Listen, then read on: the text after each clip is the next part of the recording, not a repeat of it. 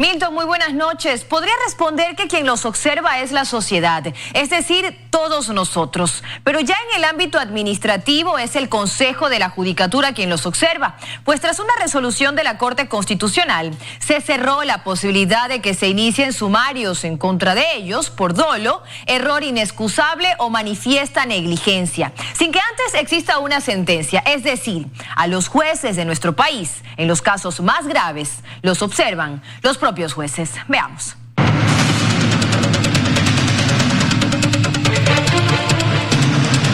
La intención es buena, dicen los juristas consultados, porque responde al principio de independencia de los magistrados.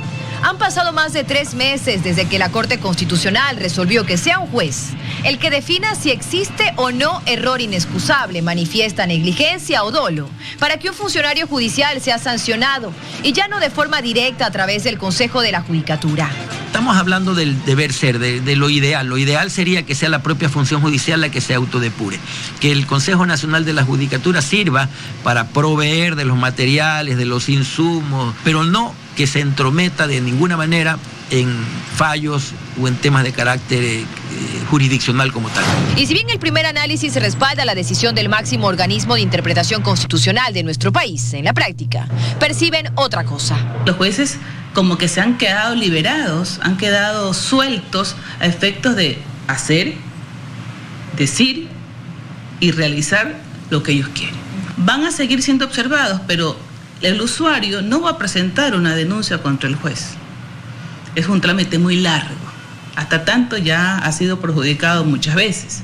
Fue en agosto del 2020 cuando la Corte Constitucional definió que la Judicatura ya no podía abrir expedientes por estas 3 causas. Han pasado más de 3 meses desde entonces. En medio, desde la policía y la fiscalía se han presentado quejas públicas contra decisiones judiciales. Pero, ¿cuántas han terminado en resolución tras un fallo judicial? No hemos recibido hasta el momento denuncias en las que se adjunte la declaratoria de parte de juez superior de estas figuras que estamos hablando. Pese a que aún no hay ninguna sentencia, hay 40 requerimientos por estas 3 infracciones ingresados a la Corte Nacional.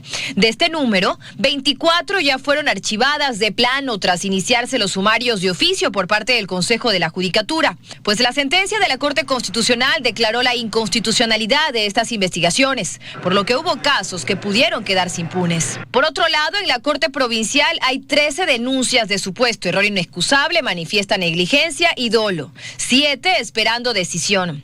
Otros 3 requerimientos más pendientes de atención, pero en el Pleno de la Corte Nacional, pues los posibles infractores son jueces de ese máximo organismo. El único proceso abierto que conocemos fue el que inició la jueza de la Corte Nacional, Daniela Camacho, contra los jueces inferiores, que no tramitaron el pedido de traslado a la cárcel 4 de Quito de Jacobo Bucarán, que ella sí autorizó. ¿Los jueces se van legitimando con sus decisiones o se van, por el contrario, deslegitimando? En ese contexto, lo que busca el Consejo de la Judicatura es, respetando la independencia, lograr que el servicio de administración de justicia, con las decisiones de los jueces, vaya siendo realmente un servicio y que la ciudadanía vaya percibiendo que existen decisiones motivadas, dictadas por jueces independientes. Las críticas a jueces alcanzan también a los magistrados de instancias superiores.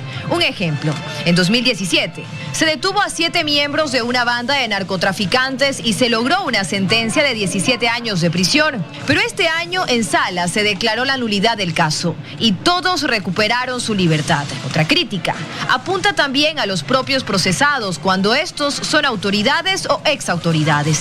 Porque ni bien se les inicia un proceso penal, están dando ruedas de prensa, se declaran perseguidos, y esto también es una grave distorsión. Y pese a lo expuesto, lo cierto es que la Judicatura continúa teniendo otras causas bajo las que pueden realizar el control de los operadores de justicia.